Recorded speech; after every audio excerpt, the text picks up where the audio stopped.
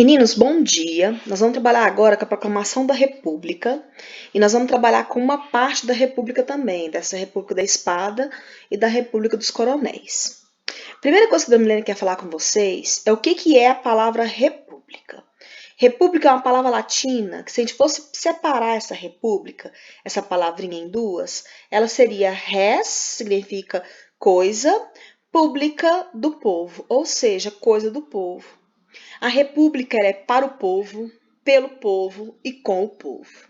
E essa República Brasileira, ela nasce no dia 15 de novembro de 1889, feriado, por isso que tem esse feriado de 15 de novembro. Mas aí, para a gente entender essa proclamação da República, a gente tem que entender de qual estado, de qual jeito, de qual forma de governo saiu para entrar nessa proclamação da República. Sai de uma monarquia decadente, sai de uma monarquia em crise, sai de uma monarquia totalmente desestruturada e passa a surgir o quê? Uma república.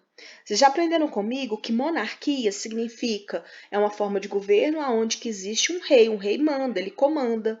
A república não existe rei. No caso dessa república, o que existe é o povo votando, o povo escolhendo, o povo elegendo os seus representantes.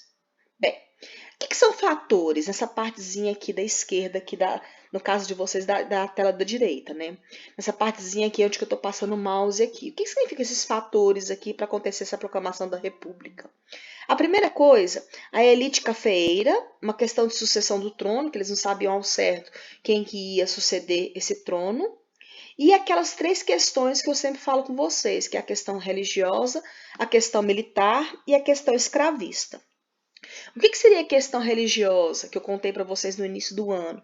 Seria aquela questão onde a Igreja Católica cria uma bula e nessa bula estava escrita a seguinte frase: ou vocês, para proibir todos os maçons de frequentarem a igreja católica, né, as irmandades católicas.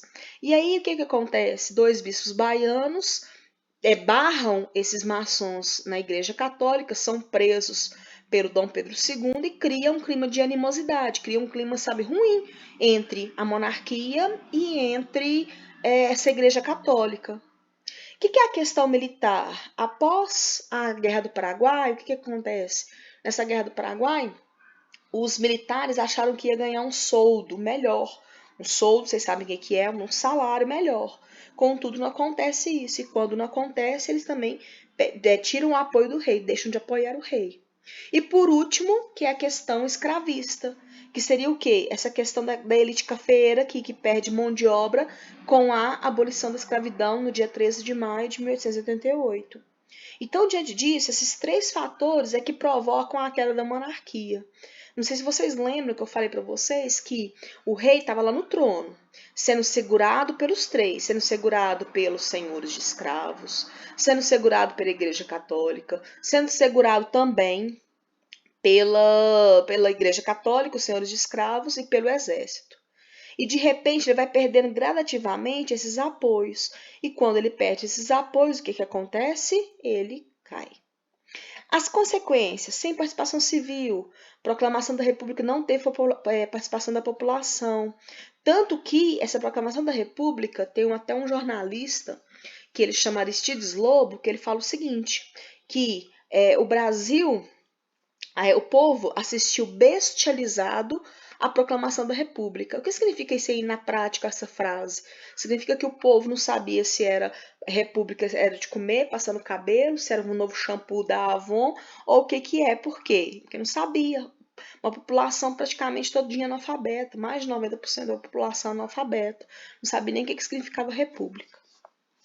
Sem ruptura dos processos históricos, ou seja, o rico continuou rico, o pobre continuou pobre. Separação entre igreja e Estado, coisa que não tinha durante a monarquia. O que é essa separação da igreja e Estado? Ou seja, as leis clericais, elas não fazem parte das leis do governo.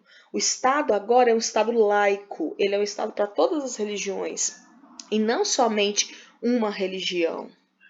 Secularização dos cemitérios, os cemitérios saem das mãos da Igreja Católica e vão para as mãos dos municípios, dos estados, do governo, das autoridades públicas.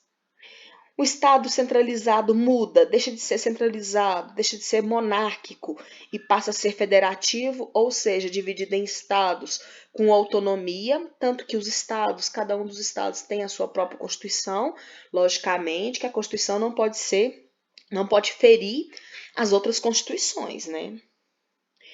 O império parlamentar muda para presidencialismo republicano. Ou seja, na monarquia existia o parlamentarismo, durante um certo tempo lá do governo de Dom Pedro II.